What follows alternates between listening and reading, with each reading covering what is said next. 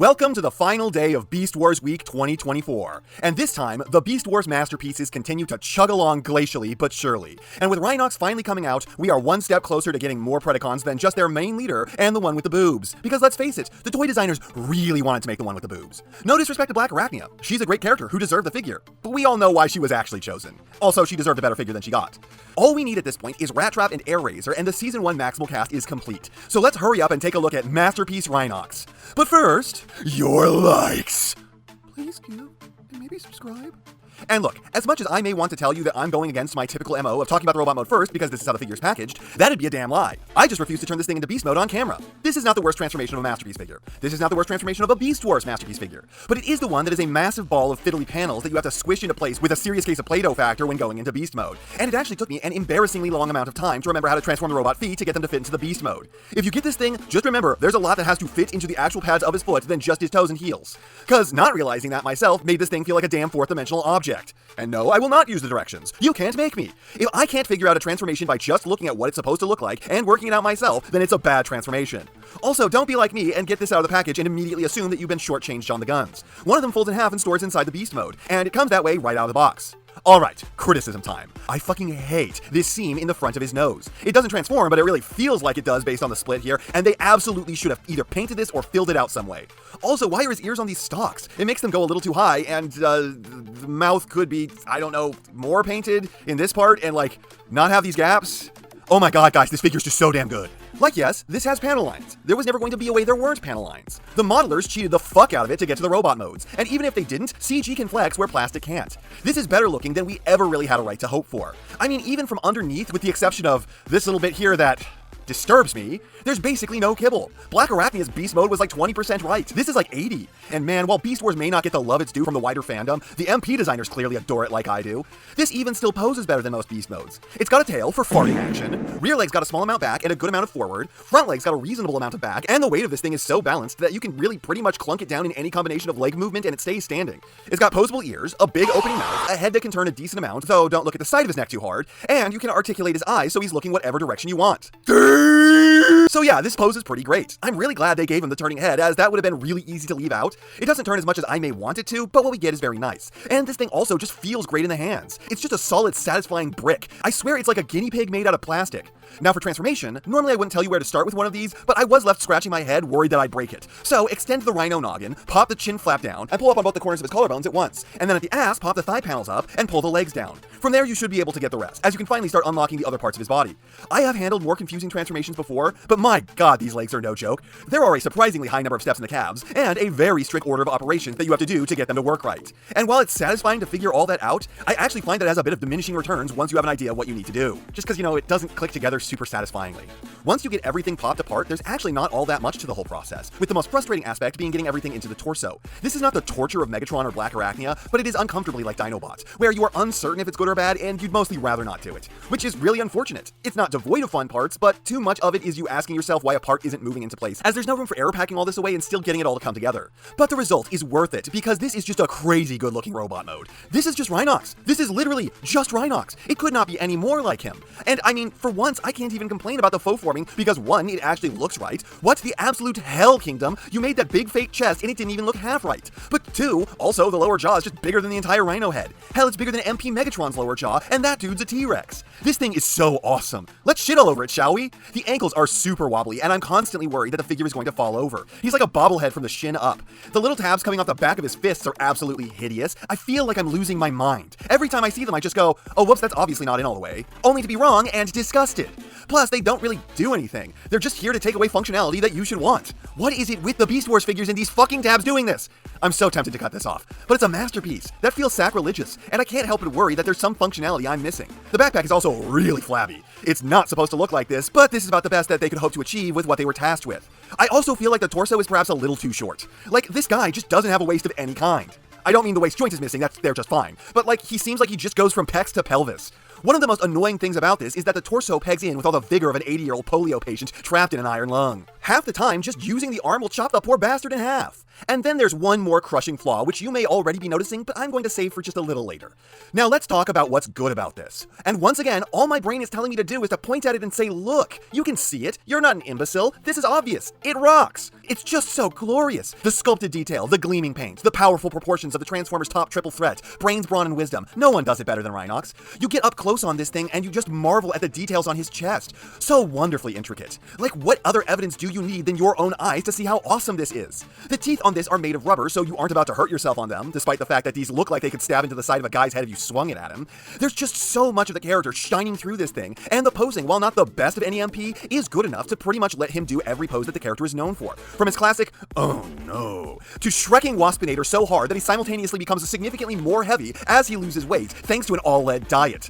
I do find that the backpack is a little concerning, both because it's what makes him lean back so hard, and also it just looks like a horrible blob of fat hanging off of his spine. And imagine if that's where we stored all our chunk. Not on our asses, but floating a few feet above it. Gross.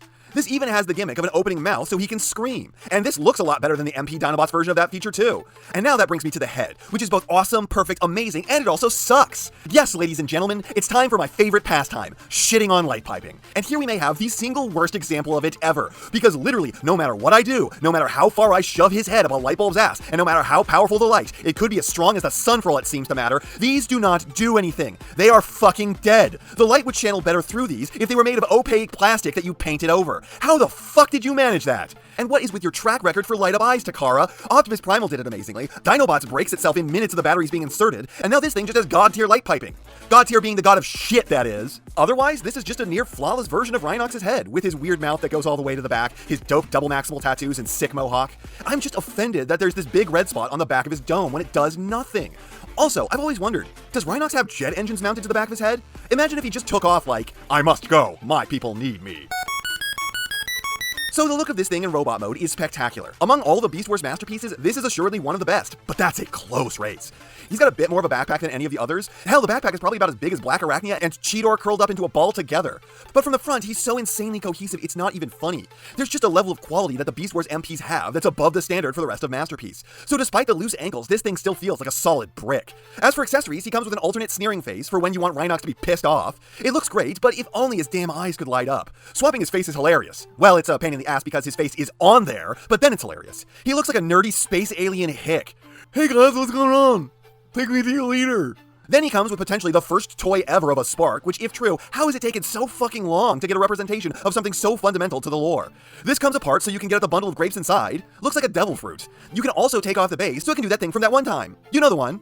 He also has this thing. I love it. We never really get a sense if it actually does anything useful. It breaks, causing Rhinox to do one of his all-time poses. It kind of looks like it's supposed to be a gun while not being one, and it's such a frugal model cobbled together out of simple scraps. I know every step they took to make this thing, and that's that fun kind of bullshit work that happens when you're making a prop that only barely matters in CG. Attaching it to his arm isn't the most fun though, and getting it off can be worse. Lastly, Rhinox gets his guns. One of these can fold in half to store in his alt mode. The other is a complete no compromises version. Sadly, the classic action gimmick is missing on these, but they still spin decently by flicking them. Unfortunately, they're not blast effect compatible, so you can't make them look like they're firing. So the figure comes with basically everything I would expect it to, and it's all painted great. I can't really think of anything that Rhinox is associated with that wasn't in the box. Though the thingy that doesn't really have a name might be a little brittle given those two long antennae, so be careful with that. The rest of this stuff is all probably tough as rocks. Lastly, the articulation could be better in some key areas, but is overall pretty great. Head has a ton of up, a good amount of side to side, a little down, but that does risk scratching the paint on the chin, and an opening mouth. Interjection from the future! Also, his head rotates. Shoulders pull slightly more than a 90 on well-designed ratchets. You can untransform it for another 90 on top of that, and letting you hot rod them if you need that for some kind of pose. Elbows pull slightly more than a 90, but these really could have stood to go further. I honestly don't know why they can't. Interjection from the future! Also, I forgot that you can sheet the arms super hard to make maximum elbows. Ignore what I say later about the arms not bending deep enough, though they could stand to do this more naturally on their own. Also, the bicep swivel is really rough, it only wants to go one way. It feels like these will break if you try to force them past whatever's holding them up. It's got a forearm swivel and a wrist swivel if you unpeg the hands. Index finger is on 2 joints, and then his remaining fingers are on another 2, with a thumb on 2 hinges that lets it bend and swap sides. Hips are basically unimpeded forward, impeded out to the side, and a bit more impeded back, slightly more than 90 knees, and weirdly loosey-goosey feet with a huge pivot and a weird kind of toe up that does cause the foot to rotate at the same time, and you can pull a heel down and a toe down, though I worry about them being strong enough to hold for most poses. So all of this is good. The only joints that are below the standard aren't that far below, with everything else being above the standard. Elbows are only slightly better than normal, and then everything else is a lot better than normal. The hands, head, and feet all stand out as offering you a ton, and the shoulders are very nice. Overall, this is an excellent figure. The transformation is definitely the worst aspect of it. This is an advanced transformation that's not friendly to beginners and is not something that excites experts. It's not heinous like some other figures, but when this is the worst aspect of the figure, you've got yourself a real winner. The beast mode, while not full of seam lines, is amazing. It could have more posability, you know, if all the laws of physics suddenly changed, so I'm great with what it has. And the robot mode is just top tier. Technically, I think because of the backpack, the beast mode is slightly less compromised, but it doesn't matter. The robot mode looks jaw-droppingly awesome, especially when set next to the rest of your Beast Wars MPs. This isn't a figure to pass up if you are into the line, as this is worthy of the name, Masterpiece. And before we go, let's thank a channel backer. And this time it's... man, so close to Shio Soup. That would have been hilarious given how the week started. Austin, with Studio Series Devastator. You all know me, I just don't get it. This is one of the most offensive things to me from potentially the most offensive Transformers movie ever. Like, last night sure sucked, and the Romeo and Juliet card sequence was heinous, but the second movie had skids and mudflap and enemy scrotum. A giant robot that had 2 wrecking balls for testicles when he was made out of a bunch of construction equipment, none of which had even 1 wrecking ball at the time. I'm glad you like this thing, man, and I hate shitting on your guys' favorite figures when you come up on the wheel, but I just physically cannot say anything good about this design. Why is it like 70% red, 20% yellow, and 10% green? Why is it not designed at all? There is no color layout, it's just chaos. Why is it Garfield? Why does it stand wrong when compared to the movie? Why doesn't it look anything like Devastator? Why is this just something any 6 Constructicons can make? Doesn't that mean that this isn't a dude, but like a class of a team? Like, instead of combiners in the Bayverse, they're all just called Devastators? Why is its only weapon incapable of killing the literal shittiest Autobot it could possibly hit with it? I don't know of a single concept in all of the Transformers that makes less sense to me than this horrid piece of shit does. I'm sorry, I wish I had something nice to say about your favorite figure, but this is like the one where I have no hope of finding anything to talk about. Any positive thing I could come up with would be me lying. I don't think that you're wrong to like it, but man, I just don't know what you see in it. And that's not half what I have to say, but it's enough what I have to say. And I know, you know, what everyone else tells you to do at the end of these videos. So, if you liked what you saw here, please do that. And if you'd like to take it a step further, then please, share this video with any friend you think may be interested. I hope you all enjoyed listening to me waste your time.